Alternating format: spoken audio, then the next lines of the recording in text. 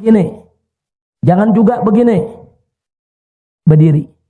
Kira-kira jelas tidak? Berdiri begini. Jangan begini. Jangan main-main kalau lagi ruku. Jangan ntar begini. Jangan. Ini seperti ini. Sempurna. Jangan ditekuk ke depan. Jangan juga begini. Tapi berdiri. Walaupun yang berdiri ini cuma jempol dengan jari di sebelahnya, dengan jari di tengah, kelingking tidak nempel, tidak apa. Yang penting ujung jari jemari ini bagian dari sujud kita. Kira-kira jelas tidak? Baik. Sujud laki dan sujud perempuan. Perhatikan. Sujud laki agak ke depan. Terbuka. Sujud perempuan agak ke dalam. Ini sujud perempuan. Agak ke dalam. Sujud laki agak ke depan. Sampai di sini jelas? Posisi tangan sama seperti tadi. Ini tangan jangan terlalu lebar. Jangan terlalu rapat. Tangan dibuka menghadap ke kiblat. Jari jempol sejajar dengan telinga. Jadi tidak begini, enggak begini. Kira-kira jelas tidak?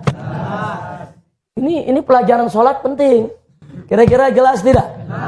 Ada gak yang begini? Ada yang begini? Ada. Jadi ini nih dibuka. Ini jari, ingat, ini jari, nih kayak kita takbiratul ihram nih. Ini dia nih. Sama, ini jari jemari ini ada di dekat telinga. Kira-kira jelas tidak? Paham? Baik. Posisi jidat. Yang paling afdol saat jidat kita menyentuh tempat sujud, hidung kita juga nyentuh lantai. Tapi kalau hidung nggak nyentuh, jidat aja yang nyentuh, sah. Sebab yang anggota sujud itu bukan hidung, tapi jabah. Tidak. Baik. Bawa sorban pinjam. Perhatikan. Ini kadang-kadang santri keren pakai sorban. Cuman gara-gara sorban sholatnya pada kait nggak sah tiap hari. Hati-hati. Hati-hati. Kalau kita sujud pakai sorban. Allahu Akbar. Ini di depan kita nih. Sorban. Sujud di atas sorban. Tidak sah. Ini Piki kemari. Sujud begini. Tidak sah. Kira-kira jelas tidak? Tapi kalau Piki ini jatuh, sujud di atas Piki, sah. Sah. Ini jatuh, sujud di atas sorban, sah. Tapi kalau sorban ini sedang kita pakai begini, sorban di depan kita, terus sujud di atas sorban, tidak sah. Nah, kalau Anda lagi sujud, tahu nggak sengaja ini begini, Anda udah sujud begini, turunkan aja ini. Ini turunkan, selesai. Sholat Anda sah. Paham? Jadi jangan mentang-mentang pakai sorban, ada yang sujud kadang-kadang di atas sorban. Tidak sah. Sebab kalau Anda sujud di atas sorban, sorban yang sedang Anda pakai, berarti Anda sujud di atas pakaian yang sedang Anda gunakan. Nggak boleh. Kira-kira jelas tidak? Nah, makanya sekarang, bagaimana kalau orang rambutnya panjang nutup semua ini? Dia sujud, tidak ada bagian jabahnya yang menempel di lantai. Ketutup rambut, tidak sah. Ini jabah mesti nempel. Nah, nempelnya pun harus ada beban. Contohnya beban, andai kata. Ini tempat sujud saya tepung atau bedak. Andai kata bedak. Kalau saya sujud, saya angkat, ngejiplak, ada tanda sujud. Itu berarti saya sujud dengan beban. Ada orang sayang menjambulnya. Dia sujud, hati-hati saudara, cuma nempel begini. Ada yang begitu. Andai kata ada bedak, nggak ada tanda sujud. Tidak sah. Sujud itu bukan sekedar nempel, tapi ada beban. Nah, jadi kalau dalam kitab fikih diumpamakan andai kata ada tepung, tepung itu ada bekas cap jidat kita. Kira-kira jelas tidak? Paham? Nah, jadi sujud ada tata caranya. Jangan sembarangan kita sujud. Posisi kaki jari lihat, posisi tangan lihat, posisi jidat lihat. Nah, ini yang penting. Termasuk perempuan yang suka yang pakai apa? Mukena. Kadang-kadang mukenanya panjang, begitu dia sujud, mukenanya di depan. Dia sujud di atas mukena, tidak sah.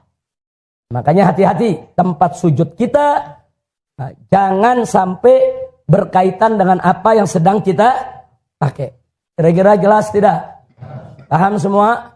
Jadi kalau ini piki nutup begini, sujud tidak sah. Tapi kalau ini piki jatuh, sujud di atas piki sah.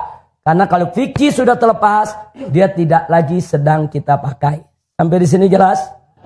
Paham? Baik. Berikutnya. Nah, begitu kita bangun dari sujud, perhatikan kaki kita.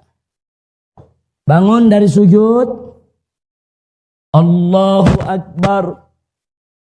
Pantat kiri kita duduk di atas kaki kiri. Kanan kita, jari jemarinya ini menghadap ke kiblat. Perhatikan, ini belakang begini. Ini namanya duduk apa nih? Ini namanya duduk apa? Iftirash. Ini duduk iftirash. Jadi tidak begini duduknya. Tidak juga begini.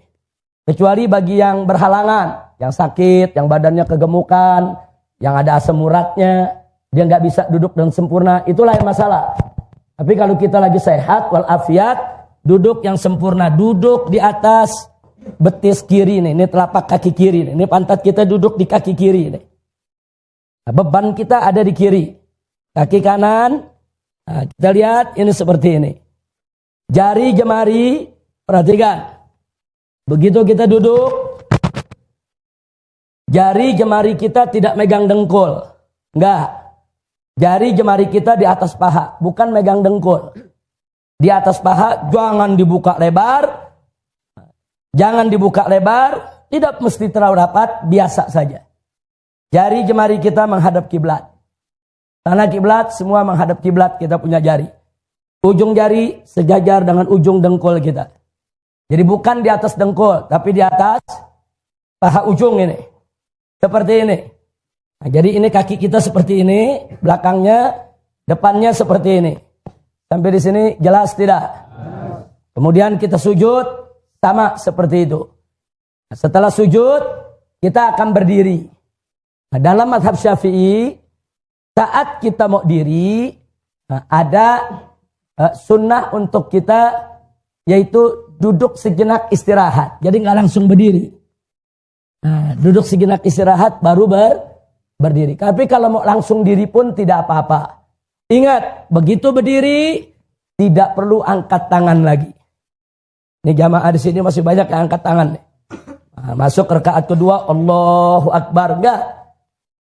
Angkat tangan ini waktu takbiratul ihram, angkat tangan. Waktu kita bangun dari sujud yang pertama atau sujud yang ketiga, tidak angkat tangan. Angkat tangannya waktu kita bangun dari tahiyat yang pertama. Nah, kalau kita sholat maghrib 2 rakaat ada tahiyat. Nah, dari tahiyat, nah begitu kita tahiyat kan kita berdiri.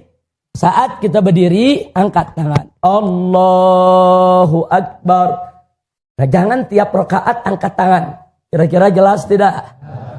Menyalahi sunnah. Menyalahi sunnah. Nah, kita masuk rakaat kedua tanpa angkat tangan.